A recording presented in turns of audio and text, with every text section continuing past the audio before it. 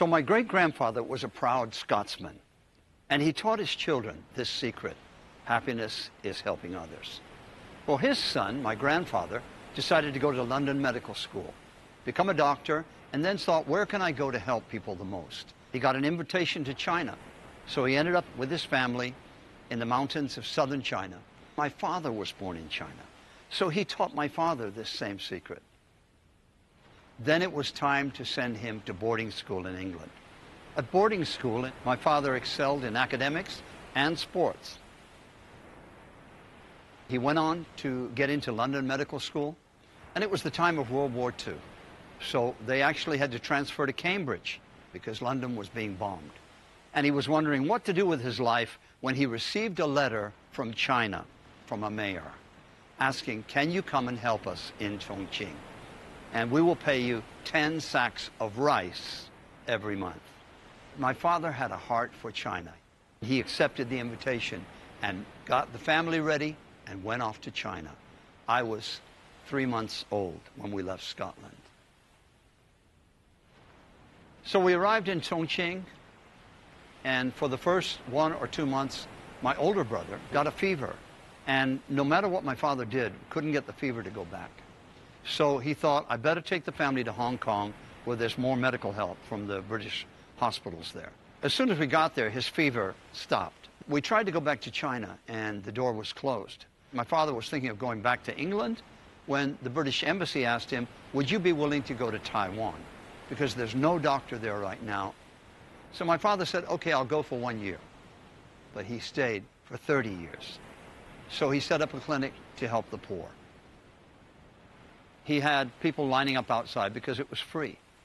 And the neighbors started to become a little aggravated because the line was so long and it was blocking all the alleys. And they said to him, Dr. Dale, why don't you charge the patients at least 1 coin? And that'll drop the line a bit. So he did that. But my father had a heart for people that had no coins in their pockets. So he put a little bowl out with coins in it. If you didn't have a coin, you could take a coin out and use that to make your registration. My father always made sure that the people with the least were shown love and kindness. My young days were running around the streets. We didn't have to wear shoes. That was nice. But as I grew up and I got to 4 or 5 years old, I was going to Chinese kindergarten. My Chinese was great. My English wasn't very good. But at 6 years old, I got sent away to boarding school in England, so I had to improve my English very quickly. But after that, I came back to Taipei and went to an American school. So I had a half British, half American education. And then after high school, I said goodbye to my parents and I went off to university in Michigan. When I got to the States, my father had only given me $45. He wanted me to get a summer job. You're going to work, son. So I went to a record store to try to get a job. The manager said, would you like to carry equipment for our band? So I carried equipment for them. Pretty soon, I knew everybody in the local scene in music. And then I got invited into a band myself. That was the beginning of my music career.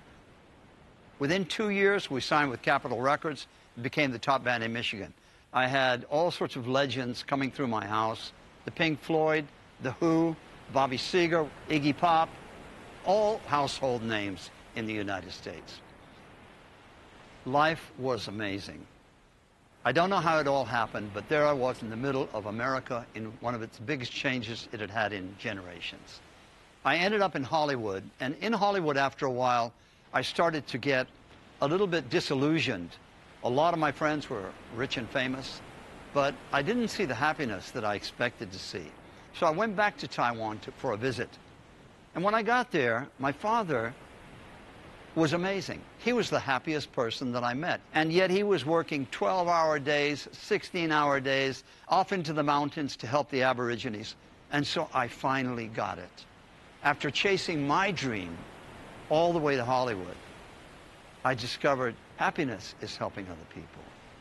So I'm passing that on to my children.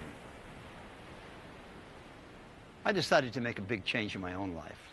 And I stayed out in Asia to enjoy the inheritance that I had received. I spend my time writing songs. Now I'm writing in Chinese and trying to encourage everybody I can find through the words and lyrics of my songs to really cherish their life.